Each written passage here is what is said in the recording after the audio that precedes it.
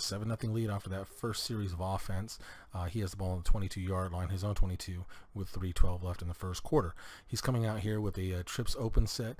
It's basically a nickel offense. He has a tight end over here, ace back here, out of the gun obviously, and then open trips to the left side of the field.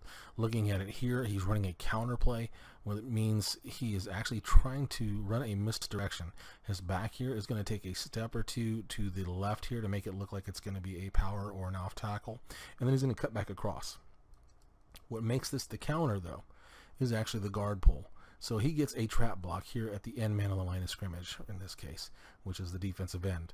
So with the defense I'm in, it's actually a very bad call, mainly because I have 1, 2, 3, 4 to his 1, 2, 3 as this guy pulls across. So I have this extra man. The line here should get some sort of blocking to this effect here where they combo. One of them works next level depending on what happens. Now the guard should come across to kick out this defensive end. Now that leaves one guy free. If he does his job right, he can skate in here and make a play on any inside run, or he can set up shop here if he sees that the end is doing a good job of keeping inside leverage and forcing the guard here to try to log him to the outside for a bounce out. If he bounces out, then he can just set up shop again, like I said, and attack the outside to contain. The one thing I do believe I did in this play though, guys, is I believe I committed to the pass, and I do that often, especially with this guy, because I think I told you guys this is actually the second game, a challenge game. I had just played him the game before this, and he's kind of a passer, so I kind of knew that. So I wanted to make sure I had, I was playing the pass more than the run. And in this case, let's go ahead and run through the play and see what happens. Now, I'm playing this Mike backer here. As a Mike backer, you should be looking at the guard in front of you, really. If he pulls out, then yes, you scrape over the top. If he base blocks on a man in front of him, in this case, because we have a stack backer look, my job is to attack my gap. All right? So now we get the double down right here. My job really is to hit this gap as hard as I can, just in case it's a trap. Now, this is a trap, but it's a wide trap.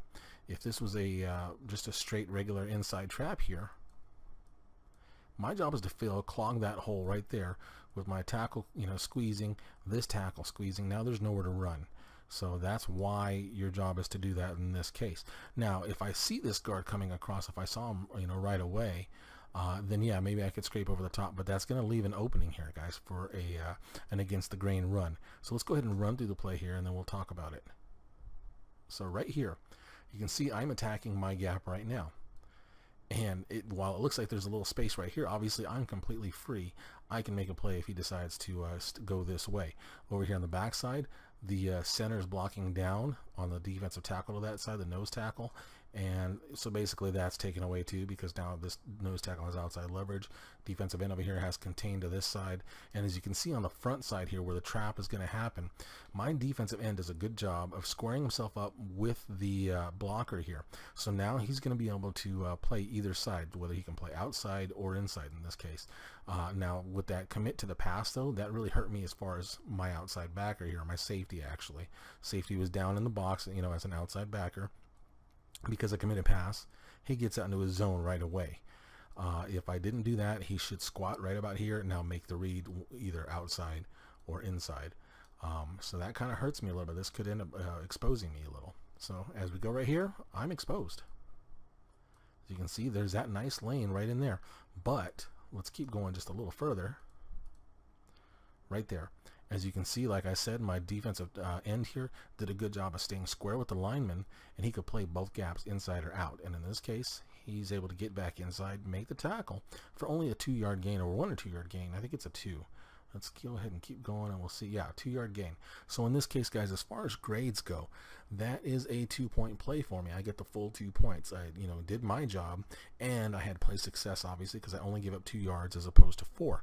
So in this case here, no bonuses, either positive or negative, but I get the full 100% 2-point grade.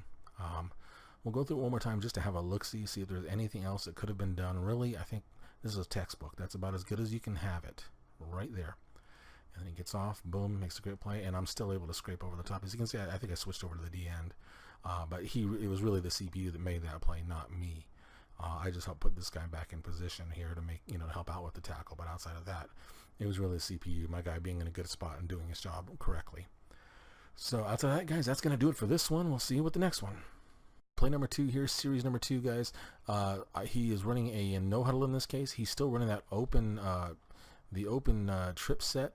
Difference is he did switch it up a little bit now. He has his best receiver over on the single side here in AJ Green. Backside here is his tight end of the number 3, and then the 2 receivers on the outside here, 1 and 2. I'm staying with the cover 3 out of this, out of the nickel set. And as you can see, I still went with the hard flats, so playing the shallow routes here. What he's calling here is a play action crossers. So what essentially is going to happen here, AJ Green's going deep. That's his big play receiver, so he may look to hit him deep one-on-one here on the with the corner. Backside here, he's got, like I said, crossers, so he has a shallow cross, an intermediate cross, and then a deep cross. So that's essentially what he has right there. Now the thing is, with this play, he has a play action here. Quarterback will fake the handoff and then look for whoever he finds open. Against this cover 3, I would think it's going to be one of the 2 inside crossers here. Reason I say that is I only have 4 under here. If I was in a cover 2, I'd be a little bit better able to cover this. Now, looking at what I'm in, as you can see, I am playing the mic here, as you can see, over to the right there. So my job is going to be stick with this guy, Eifert, here as long as I can, and then pass him off at just the right time, get back in my zone so that I can now cut this off. If I stay with this route too long, that could open up a window here for him to hit the deeper route. If I leave him too early to get to that second guy, this will open up right in here. So it's just a matter of finding that right timing on that. Okay. Now, as you can see, another thing here, I've got my line slanting to the right. The reason I do that is play the run, essentially. When you have a back in the shotgun, typically speaking, runs are going to go opposite side. Now, they do have the counter like the last play, but more often than not, it's going to go to the opposite side on an off tackle, even a dive or a draw to the inside here, or a sweep of some sort. So that's why I slant my line that way in that case. So let's go ahead and run through this, see what happens, and then we'll discuss.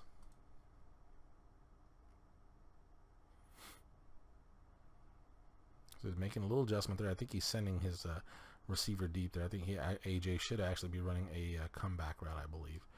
I think he does make that hot route. So there's a play fake, and right now you can see I'm setting up shop here waiting for this guy to come to me. Now, I actually let it go a little early there. So there is an opening right in here for it. But I don't think he sees it, or he doesn't notice it, or doesn't trust it, because he sees this guy right here. Now, as you can see, I'm working my way next level here with this guy and trying to stay even with him, or try to stay ahead of him a little bit. Now, I've got him covered. Now we got pressure, as you can see, and we get the sack. So in this case here, guys, it's a 3-point play for me as far as the grade goes. I do my job, I get play success, and I get a big play in the sack, which actually cost him, let's see, how many yards? Yeah, 12 yards. So that's a really huge play for me. So as you look at it here, I think the one mistake I do make is letting him go just a little too early. I should have taken maybe 1 or 2 steps, but I do believe this guy was the guy he was looking for the entire way, because I think that's what he's holding the ball for. Once he sees that I'm already sitting up on it right now, he has nowhere to throw. He's holding the ball a little too long, and then I get this good pressure with my line slanting. The slant actually helped with the pass rush in this case. And like I said, we get the nice sack in that case. So obviously for this play, it's a 3-point play, like I said. And that's going to do it for this one. We'll see you with play number 3.